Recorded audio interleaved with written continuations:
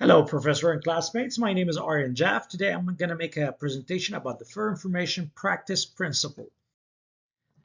In this presentation, we'll define and explain the Fair Information Practice Principle as a framework for privacy policy that includes a set of rules and regulation about protecting personal information and govern and control information collection, use, and storage, which is recognized by the Department of Homeland Security.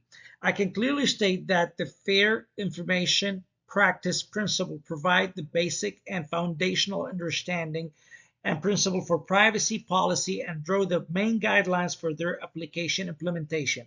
And it is important because applying it correctly ensures the data protection, integrity, and maintain the security at the highest level.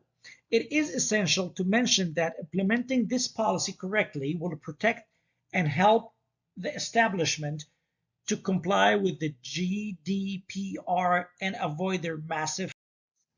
What is FIPS or the FIPPs? It is a set of laws and regulations and standards that is internationally accepted and recognized. This set of laws is mainly designed to protect privacy of sensitive data against any intentional misuse and potential risks.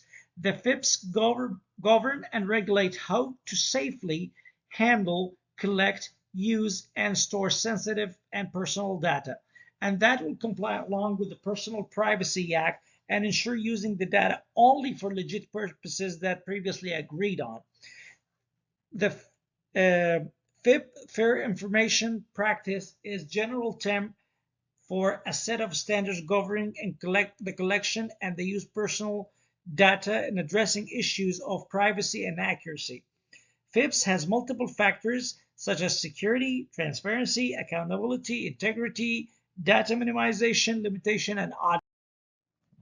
This diagram shows about 9 different principles and practices that will form the FIPS understanding.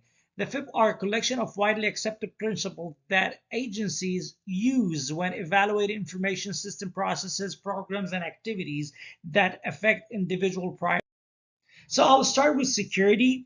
All establishments should ensure the security of their data and protect it against potential threat and possible unauthorized access. By the way, these are the main elements that form the FIPS. Second one, transparency. The establishment guidelines should be clear and transparent about the mechanism of data collection, usage, and storage for users prior to their access, so they can get a chance to approve or deny it. Accountability stands for establishments should take ownership and responsibility for their practices and always acting responsible when handling data to comply with the FIPS to avoid GDPR possible fines. Integrity. All establishments should ensure the data integrity by considering the accuracy in collecting information and ensuring the data is up to date and is complete. Limitation. I can also highlight this as confidentiality, since establishments should limit their usage to the data to the agreed on purposes only, and not to sell it or disclose it to other parties without the consent from the user.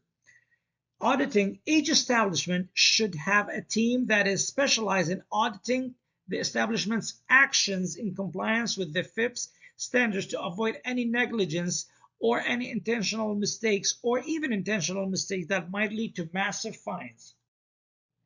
How FIPS protect our personal information.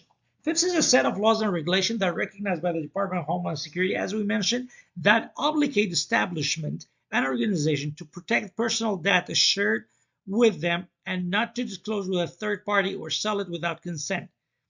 And this policy should be addressed in advance to give a chance to be accepted or declined by the user. Simply, FIPS is the standard that holds the establishment liable to protect our data and not to sell it or misuse. There are 5 core principles of fair information practices which can be highlighted as how these FIPS are useful to protect our data. So consumers should be given notice before getting their data collected. Choices should be offered and consent required. So the user have the chance to say yes or no, approve or decline.